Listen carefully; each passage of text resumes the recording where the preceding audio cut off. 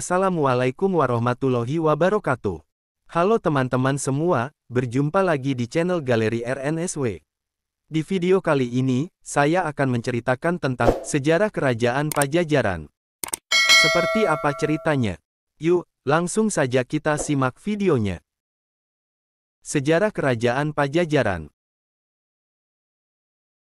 Kerajaan Pajajaran merupakan kerajaan Hindu yang terletak di Jawa Barat, yang berpusat di Pakuan atau sekarang disebut Kota Bogor. Kerajaan ini juga sering disebut dengan Negeri Sunda, Pasundan, atau Pakuan Pajajaran. Menurut naskah Waraguru, dijelaskan bahwa nama Pakuan Pajajaran disandarkan atas dasar keadaan tempat yang banyak dijumpai pohon paku jajar. Beberapa sumber lain juga menegaskan bahwa sebutan tersebut ada kaitannya dengan keberadaan tumbuhan paku yang banyak tumbuh di sekitarnya. Dengan pemaknaan utuh, berarti pohon paku yang berjajar. Menurut prasasti Sang Hyang Tapak, kerajaan ini didirikan oleh Raja Srijaya Bupati pada abad ke-7, atau tahun 923 Masehi, yang mencakup wilayah kekuasaan sekitar sepertiga hingga seperdelapan wilayah Pulau Jawa, yang meliputi wilayah Jawa Tengah, Jakarta, dan Jawa Barat. Kerajaan Pajajaran merupakan kelanjutan dari kerajaan-kerajaan yang berdiri sebelumnya, seperti Kerajaan Tarumanegara, Kerajaan Galuh, Kerajaan Kawali, dan Kerajaan Sunda. Kerajaan Pajajaran memiliki peran penting dalam perkembangan budaya dan sejarah Indonesia.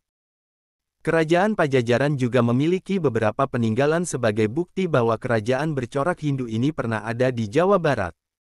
Jejak Kerajaan Pajajaran dapat diketahui dari berbagai sumber sejarah, diantaranya naskah kuno seperti Babat Pajajaran, Carita Parahyangan, dan Carita Warugaguru, dan beberapa prasasti, seperti Prasasti Batu Tulis, Prasasti Sang Hyang Tapak, dan Prasasti Kawali.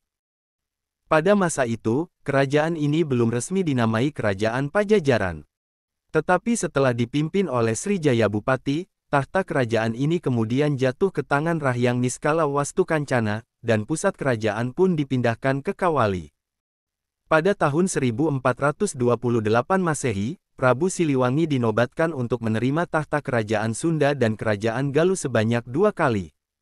Penobatan tersebut juga menjadi periode akhir kerajaan Sunda dan kerajaan Galuh, serta menjadi awal periode kerajaan Pajajaran yang beribu kota atau pusat pemerintahan di Pakuan Pajajaran.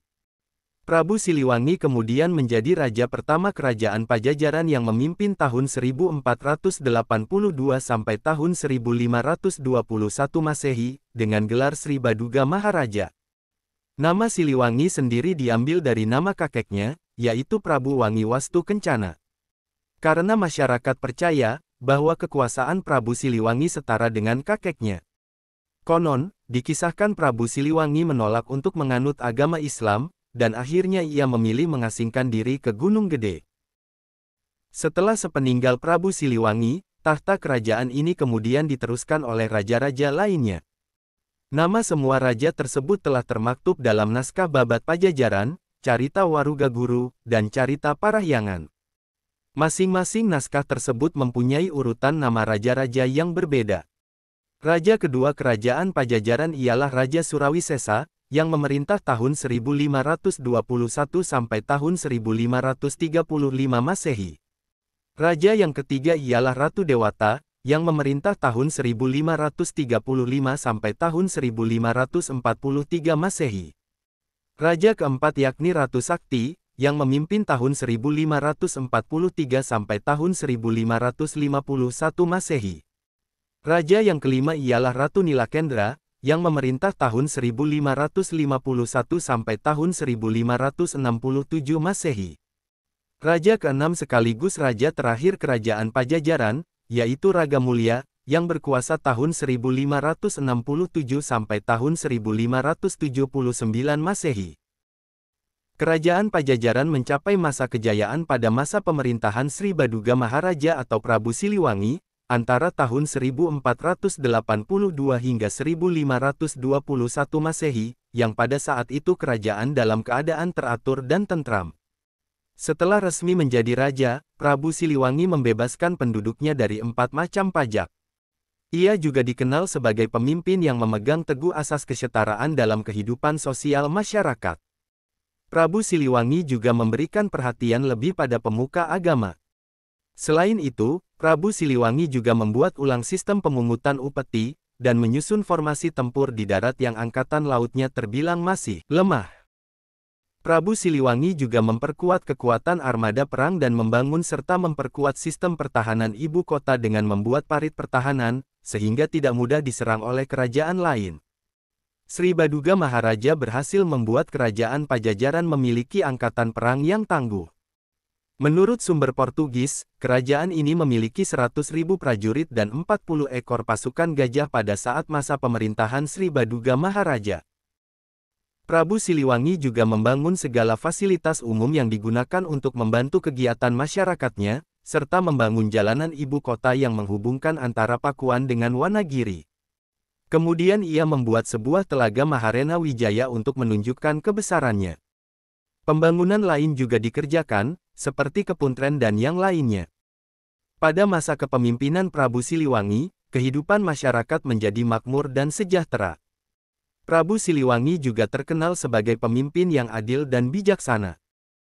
Sri Baduga Maharaja atau Prabu Siliwangi merupakan cucu dari Prabu Wastu Kencana, seorang raja kerajaan Galuh, yang membagi kerajaan kepada kedua putranya, mengatur perbatasan dengan Sungai Citarum.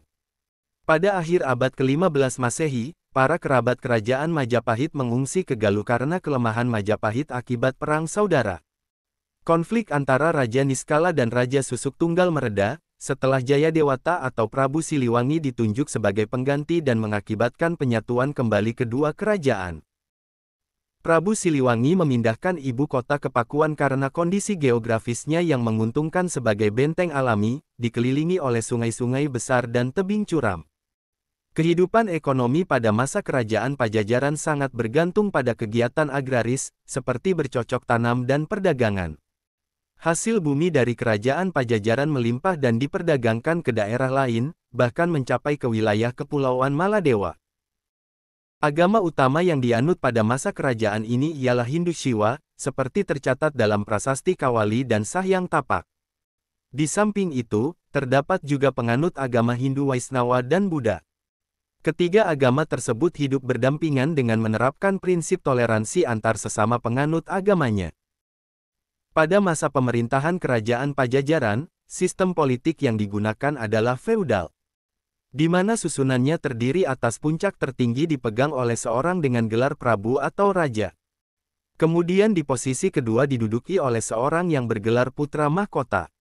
Sedangkan pada lapisan politik pemerintahan selanjutnya ditempati oleh golongan Mangkubumi, disusul Mantra, Wado, dan Syahbandar. Sedangkan kehidupan sosial kerajaan ini ditandai dengan adanya suatu sistem pelapisan masyarakat melalui fungsi dasar dari suatu kelompok, yang lebih cenderung pada profesi utama yang dimiliki oleh kalangan tersebut dalam pemenuhan kebutuhannya. Kelompok ini diklasifikasikan menjadi kelompok Pahuma, yaitu orang yang menjadi seorang petani di ladang milik pribadinya. Selain itu Palika, profesi atau fungsi sosial sebagai seorang nelayan, dan Maranggui atau seorang yang berprofesi sebagai pengukir.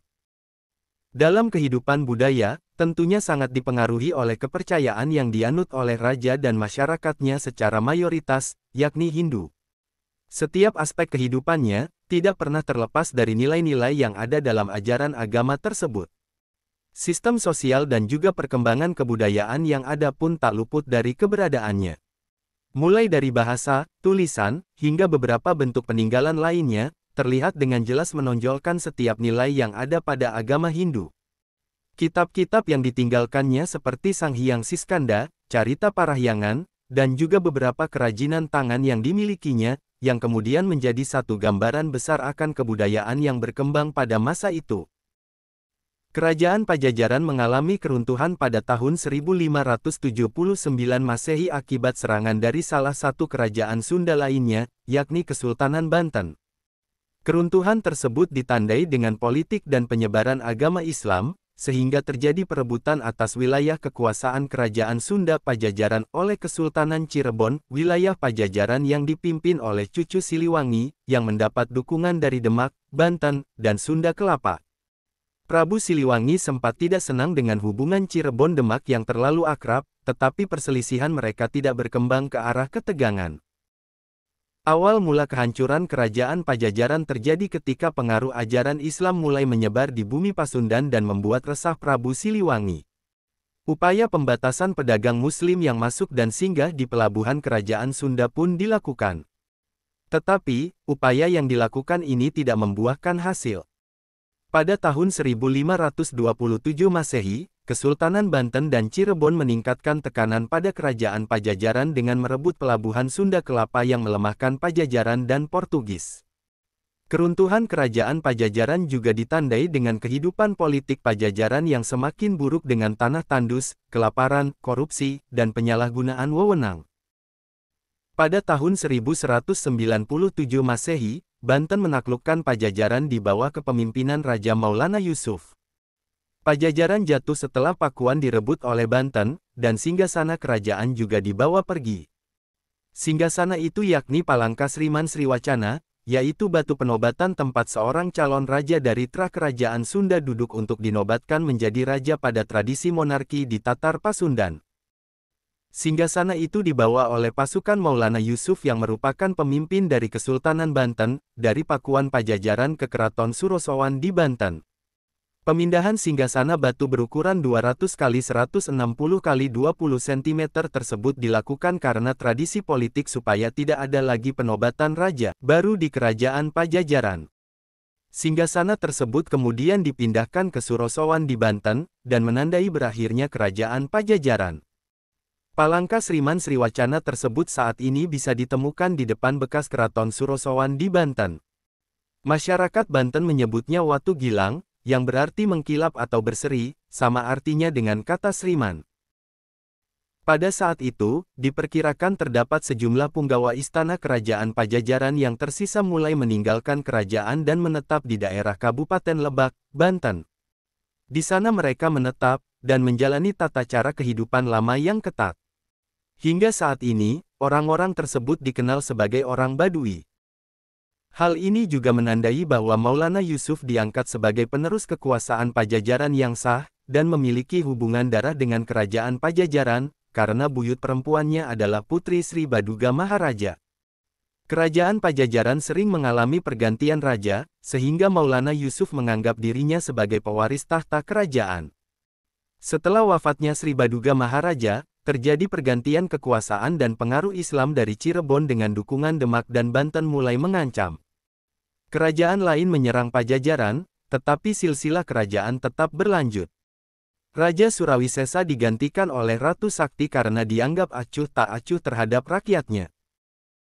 Setelah kerajaan Pajajaran runtuh, terdapat beberapa benda peninggalan kerajaan Pajajaran. Salah satu peninggalan kerajaan Pajajaran yaitu prasasti batu tulis, yang dibuat untuk mengenang jasa-jasa Sri Baduga Maharaja atau Prabu Siliwangi dalam memimpin kerajaan Pajajaran. Prasasti ini dibuat oleh Prabu Surawisesa yang merupakan putra dari Prabu Siliwangi. Oke teman-teman, itu tadi cerita sejarah kerajaan Pajajaran.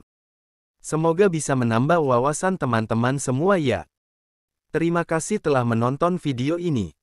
Jika video ini bermanfaat, teman-teman bisa like dan subscribe channel ini. Sampai jumpa di video selanjutnya. Wassalamualaikum warahmatullahi wabarakatuh.